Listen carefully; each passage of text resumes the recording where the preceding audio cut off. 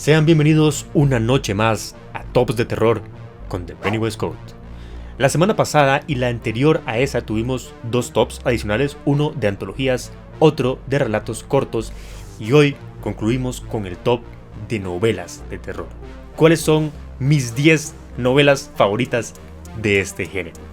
Y antes que nada déjenme felicitarlos porque en los videos pasados puse una alerta de screamer al inicio para ver si de verdad ustedes me creían capaz de ponerles un screamer así como así, o si confiaban en mí y se quedaron en el video. Según las estadísticas, la mayoría se quedó porque confió en mí y porque formamos una comunidad hermosa. Muy bien, sin más preámbulo, entremos de lleno a la lista. En cada puesto les diré de qué trata el libro, por qué me fascinó, y también les indicaré si hay o no reseña en el canal, porque si hay pueden ir a ver el video con más detalle en cuanto a mi opinión. Les adelanto que este año hubo un terremoto increíble porque la lista previa que comenté creo que hace un par de años ya está bastante desactualizada, porque este año leí libros muy buenos de terror, como se vio en el video de todo lo que leí en el año, y llegaron a hacer movimientos en esta cima de mis libros de terror favoritos. Entonces prepárense porque puede que vengan sorpresas.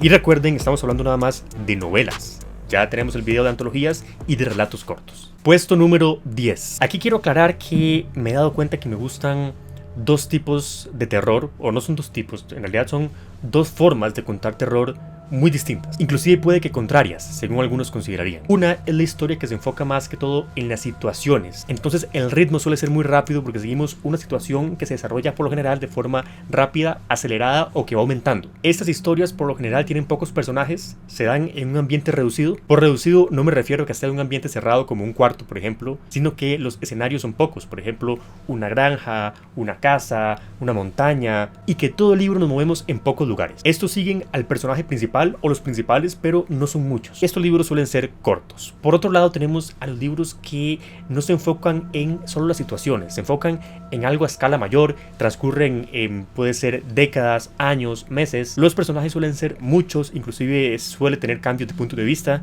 y se le da mucha importancia al contexto histórico, al contexto social, también económico. Todos los contextos posibles aquí juegan un papel. Y estas historias por lo general son extensas. El libro del que voy a hablar se ubica en la primera categoría, porque tenemos acá Distancia de Rescate, de Samantha Schweblin. Hice toda esta introducción porque hay gente que me dice que este libro los decepcionó un montón y otros dicen que les ha encantado. Esto asumo yo que se debe al tipo de historia que les gusta a ellos. Les gusta algo más lento, algo con más personajes, con más contexto, y acá tenemos lo contrario a eso. Entonces puede que por eso no les guste, o puede simplemente que no hayan conectado con esta historia. A mí me encanta porque el terror situacional y a pequeña escala y siguiendo a pocos personajes es algo maravilloso. Aquí tenemos la historia de una familia que está en un pueblo muy pequeño, inclusive un pueblo atrasado se podría considerar en cuanto a la tecnología actual y toda la era contemporánea. Parece un pueblo salido de siglos anteriores. Y pasa que el niño de esa familia tiene un accidente que lamentablemente es grave y hay poca probabilidad de que salga de esta con vida. Por suerte o por desgracia, en ese pueblo hay habladurías, hay leyendas de que hay una mujer que vive ahí que se dedica a hacer una especie de, podemos llamarlos rituales, magia, milagros, en fin, que será la última oportunidad, una opción desesperada para salvar a este pobre niño. Las cosas, por supuesto, se tuercen muchísimo. Creo que el ritmo de esta historia es algo trepidante, que de verdad yo creo que es imposible soltarla una vez se comienza.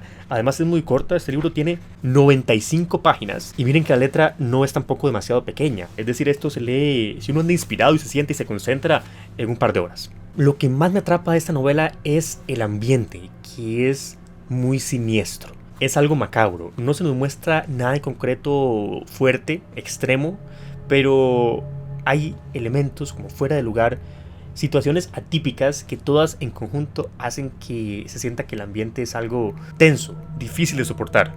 Y esto se debe, al menos en mi caso principalmente, a que la historia está contada en retrospectiva por un personaje que es parte de los hechos que ocurren. Entonces él tiene información que nosotros no, y la forma en la que rememora lo ocurrido es una forma que nos deja tensos, los deja alerta, porque algo no está bien definitivamente con este personaje, algo no está bien con lo que ocurrió, qué fue, no sabemos, y por eso necesitamos zambullirnos en todo el libro y descubrir qué fue lo que pasó. Porque a juzgar por el tono de la narración, parece ser que este pueblo fue testigo de acontecimientos escalofriantes. Samantha Schweblin, súper recomendado, y hay reseña en el canal.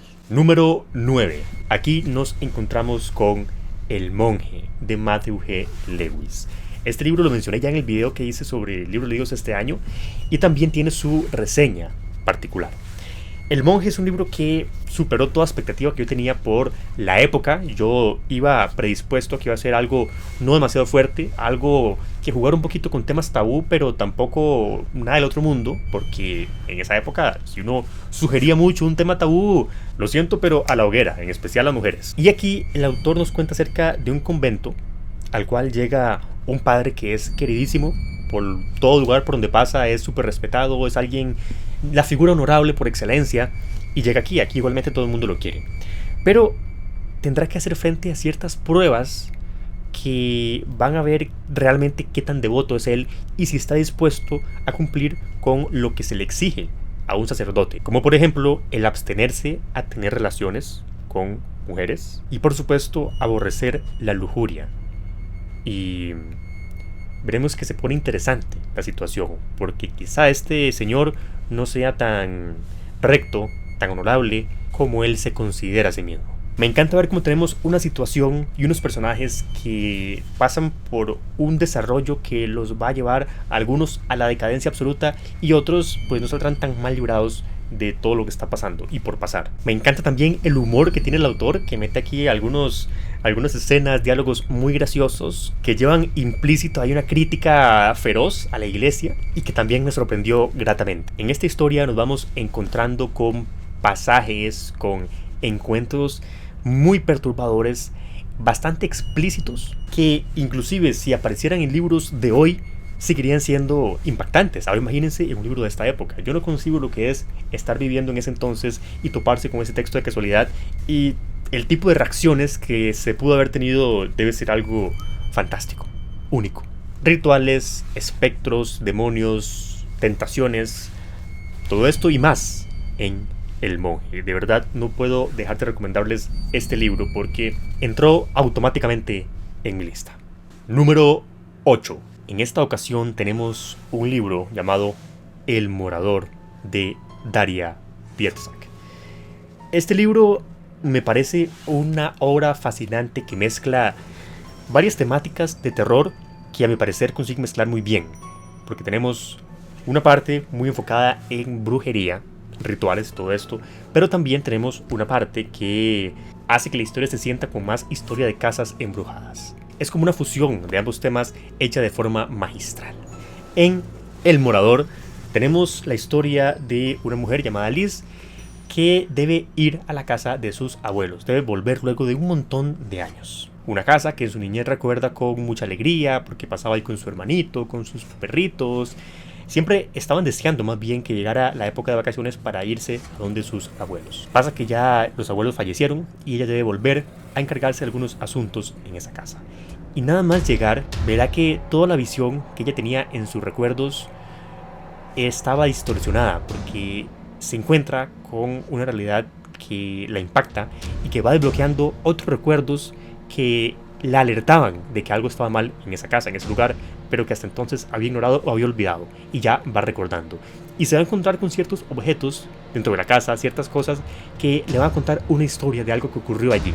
Y conforme vamos descubriendo acerca de esta historia, vamos entrando en el punto de vista de diferentes personajes que vivieron los acontecimientos y que juegan parte en lo que ocurrió en ese pueblo, que conecta directamente con la actualidad. Este libro es obligatorio, todos los que voy a poner aquí son obligatorios para amantes del terror, porque de verdad me parece una joyita. La forma en la que nos lleva la autora por la historia, que puede ser en distintas épocas, con distintos personajes, para ir encajando piezas de rompecabezas, es fantástico. Y al final me encanta que tengamos cabos sueltos, porque muchas cosas se explican, todo bien, el final es abierto. Quienes no toleran estos finales, probablemente el libro falle en ese punto, pero a mí es que me encanta, porque hay cosas que se explican, cosas se cierran, pero otras no. Y esas que no, es lo que luego de leer el libro, luego de ya reposarlo, que pasen semanas, siguen revoloteando por nuestra mente.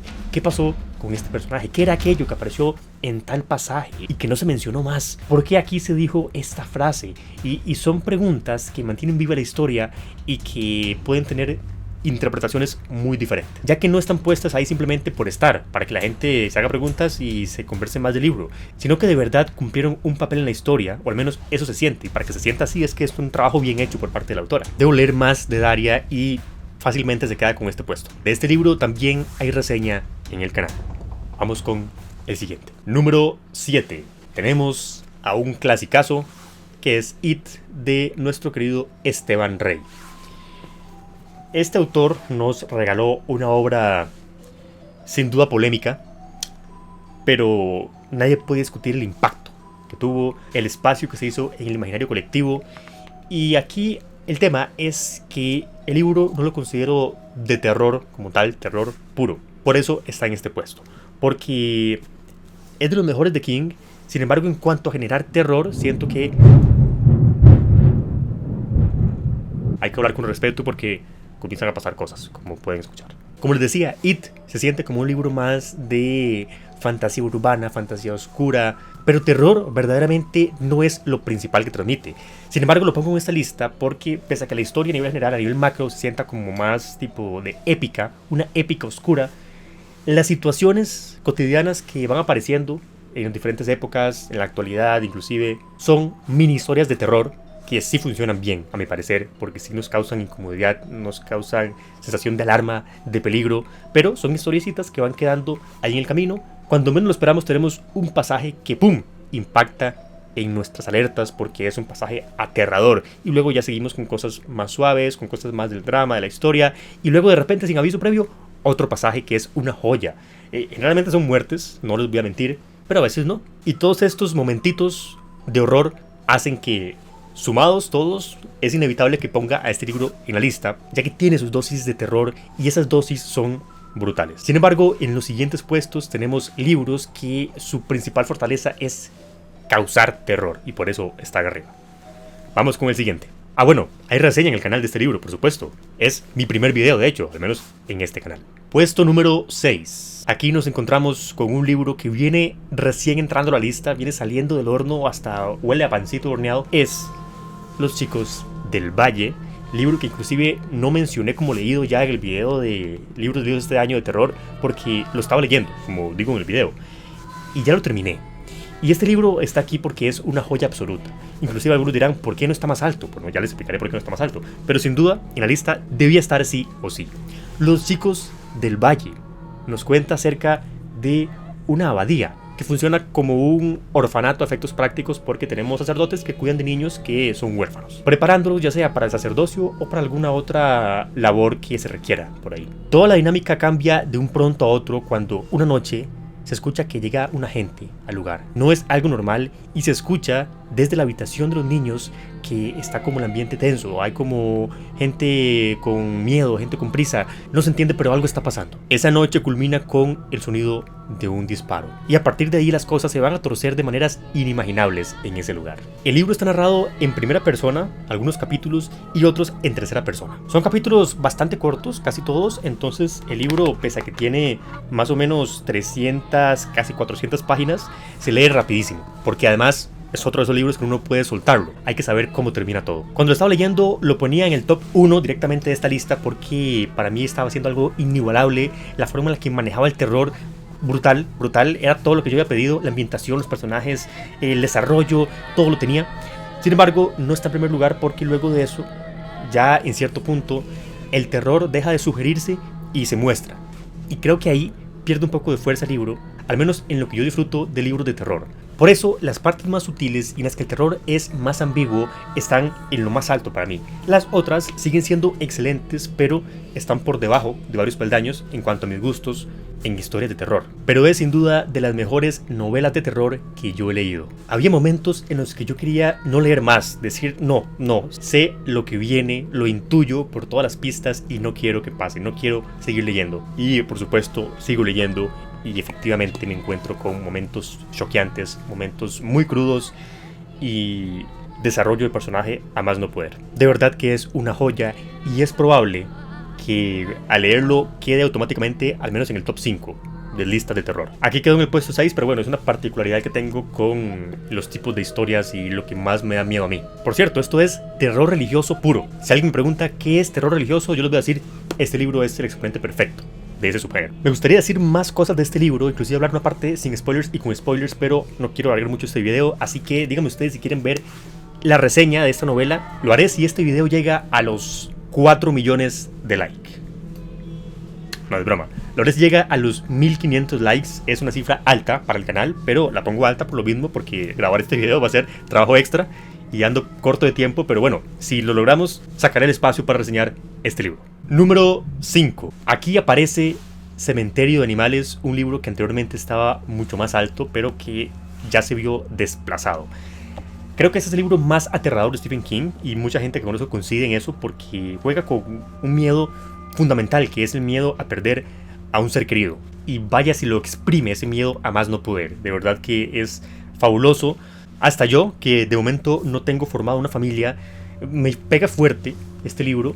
Ahora no puedo imaginar a gente con familias completas, gente con hijos, gente con allegados pequeños en general, que tengan que enfrentar lo que es la muerte. Inclusive el simple hecho de tocar el tema, el simple hecho de vivirlo de forma indirecta, es duro y en esta historia es durísimo. También es de los mejores finales de King que yo he leído. Me parece que en lugar de ser flojo o de traerse abajo la historia, la potencia es una última frase que le da todavía más fuerza a la historia en sí. Y el simple concepto de la historia es un nido de pesadillas. Tenemos un lugar, un cementerio en donde los niños de por la zona iban a enterrar a sus mascotas. Pero no era un lugar común, porque todo lo que se enterraba en esa zona volvía a salir. Volvía a la vida, pero no exactamente igual que antes, igual que como eran antes de morir, sino que hay algo cambiado en todo lo que regresa del subsuelo. Es un libro duro, sí.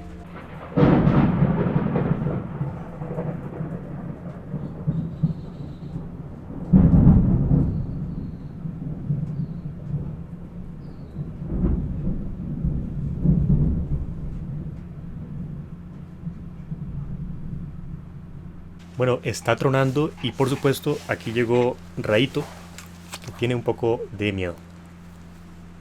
Yo voy a estar bien. Número 4. Tenemos en el puesto 4 La chica de al lado de Jack Ketchum, un libro muy polémico porque se basa en una historia real, en una historia de tortura, en donde la víctima son dos niñas pequeñas, y básicamente Jack Ketchum no es que se inspire en la historia y que cree su novela, sino que se siente como que noveliza ese hecho, porque es muy fiel si uno investiga qué fue lo que pasó realmente, y parece que él nada más cambió los nombres y modificó por aquí y por allá un poquillo, pero listo. Porque leer esta novela es como estar leyendo el caso real, más detallado. Creo que es cuando menos cuestionable el hecho de que Jack Ketchum haya decidido escribir una novela basada en un caso real de forma tan fiel y tan explícita. De alguna forma es cierto que da visibilidad a ese tipo de casos, pero por otro lado es, creo que su libro más famoso, ganó mucho con este libro y yo no sé hasta qué punto puede considerarse algo ético. Pero bueno, esto podemos debatirlo civilizadamente en los comentarios. La chica de al lado es un libro muy difícil de leer. Yo ya les dije en el video del inicio de mes que antes de leer este libro yo pensaba que había tenido la necesidad de detenerme anteriormente con otros libros, en escenas como muy fuertes, muy explícitas, pero es que hasta leer La chica de al lado fue donde dije no, aquí de verdad tengo que parar porque necesito aire, necesito procesar lo que está pasando, necesito calmarme un poco. Y me di cuenta que hasta ahora todo lo demás que yo pensé que era ahí medio difícil de leer no era nada en comparación, eran chistes. Aquí de verdad que si no paraba me volvía loco. También tenemos aquí capítulos cortos y sabemos que en el siguiente capítulo va a pasar algo peor y peor y peor. No sabemos todavía qué puede pasar luego si no hemos leído el caso real. Es difícil de creer que hay personas que llegan a este nivel de tortura, de abuso, y de alguna forma sigue escalando. Les recomiendo mucho leer este libro porque es una experiencia, es un antes y un después. Yo no sabía que las páginas podían transmitir tanto como al leer este libro. Por supuesto, si les echa para atrás la temática o el que se base en un caso real, no se acerquen a la novela porque de verdad que es fuerte y puede generarles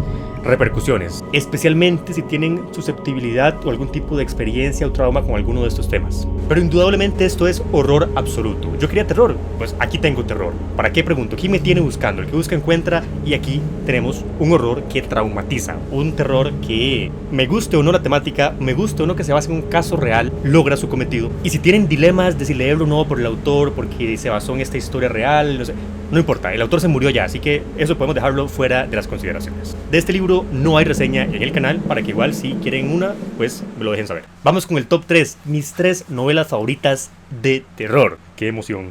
En el puesto número 3 tenemos un libro que ya había aparecido en la lista anterior, pero aquí sube algunos peldaños porque entre más pasa el tiempo, entre más digiero la historia, más me gusta. Me parece magistral, me parece más admirable el cómo la autora logra meter aquí un montón de elementos que hacen que la historia tenga un buen ritmo, tenga un buen desarrollo, pero se mantenga en un límite tan pequeño de extensión. Tenemos 200 páginas, poquito más, y es de esas ediciones de Carfax que son más pequeñas que las ediciones estándar, por lo cual el libro se lee en 2 toques fácilmente, y nos cuenta acerca de Amanda, la cual es una arquitecta que es muy exitosa, tiene pareja, tiene una vida bastante estable, lo tiene todo lo que en algún momento pudo soñar, hasta que de repente comienza a percibir que algo va mal con ella. Hay algo mal, hay algo raro en cómo ella actúa, en las decisiones que toma. Comienza a preocuparse porque esto al principio son detallitos pequeños, pero luego se van acrecentando y se le van sumando sonidos raros en la casa. Se le suma también sueños perturbadores, y hasta que ella ya decide que algo le está pasando y que debe pedir ayuda. Y la pregunta es si esa ayuda va a llegar demasiado tarde o llegará a tiempo, porque comienza a perder el control de su vida. En este libro vemos ese desarrollo de Amanda, hacia dónde nos lleva esa decadencia que en un punto pensamos que ya no puede ir a algo peor, pero lo hace. Decimos, esto ya no puede empeorar, y sigue haciéndolo. Es de esas historias en donde queremos no seguir leyendo porque sabemos que vienen cosas fuertes, pero aún así ya estamos metidos, ya hay que saber el final. Lo mejor del libro es que va directo al grano, todos los capítulos son cortos, así que solo está presente lo que debe estar, lo que va a ser importante para hacer avanzar la historia, para el desarrollo del personaje. Este libro habla de posesiones, este libro habla de sueños, habla de nuestro propio control, de cómo reaccionar y gestionar cambios repentinos en nosotros que podemos notar en cualquier momento. Me gusta la ambigüedad que maneja, el no saber lo que está pasando, de qué naturaleza es.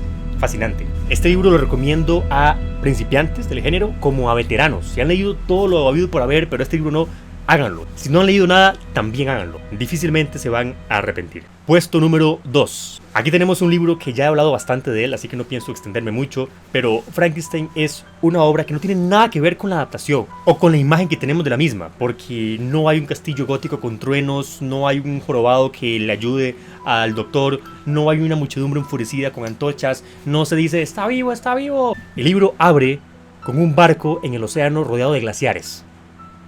Uno comienza a leer eso y dice, ¿pero esto qué es? Esto no tiene nada que ver con lo que yo pensaba que era Frankenstein.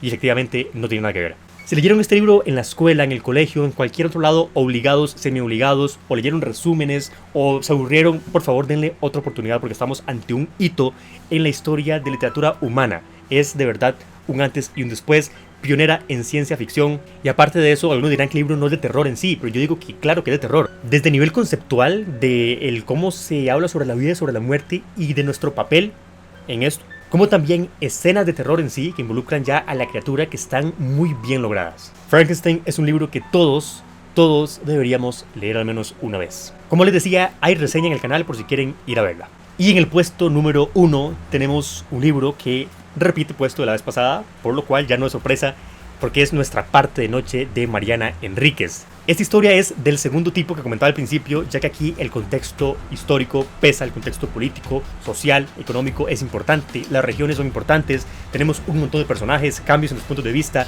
cambio en la época, inclusive cambios en el estilo de la historia. Parecen en ciertas partes libros distintos, compilados, porque hace homenaje a un montón de autores, así que todo amante del terror debe experimentar Nuestra parte de noche. ¿De qué trata este libro? Pues nos presenta a un padre y a su hijo que están huyendo de algo, una especie de organización, la orden le llaman, y a partir de ahí vamos a ir entendiendo cada vez más qué es exactamente eso, por qué los persiguen específicamente a ellos, y varios misterios y horrores que se ocultan tras la aparente realidad, y que inclusive es un horror que tiene un papel en eventos públicos del día a día, políticos también. De verdad, todo lo de este libro, la ambientación, los personajes, la historia en sí, los conceptos que maneja, es algo de otro nivel. El problema puede ser el ritmo, que muchas personas coinciden en que quizá es un poco extraño, pero de verdad, este libro está en la cúspide de mi lista y mi sueño, mi objetivo, mi propósito de vida es que alguien me comente aquí un libro, que yo lo lea y que venga a sustituir el primer lugar para el siguiente año. Ese es mi objetivo. Quiero encontrar libros mejores que este, pero esto dependerá de qué tan buenas recomendaciones me hagan ustedes, así que por favor, coméntenme las mejores novelas de terror que han leído. Quiero leer una mejor novela que Nuestra parte de noche para que ojalá esta lista en el futuro sean 10 libros completamente diferentes. Lo que significa que he tenido más experiencias de vida. ¿Cómo fue leer estos libros? Por supuestísimo, hay reseña en el canal por si quieren ir a verla. Yo con esto me despido, de verdad pidiéndoles que me hagan recomendaciones, que me digan también si les gustaría que el otro año haga lo mismo, es decir, actualizar tops de antologías, relatos cortos y novelas, o si les gustaría que haga algo diferente, similar, ustedes mandan, estoy abierto a sugerencias y comentarios. Esto ha sido todo por hoy, llegamos al final de este viaje de 3 tops, espero que les haya gustado, muchísimas gracias por todo el apoyo al canal, por todos sus buenos likes, comentarios y especialmente a los miembros del canal que pasamos una vez más un octubre juntos. Eso es todo por hoy, nos vemos la próxima semana con un nuevo video. Hasta pronto.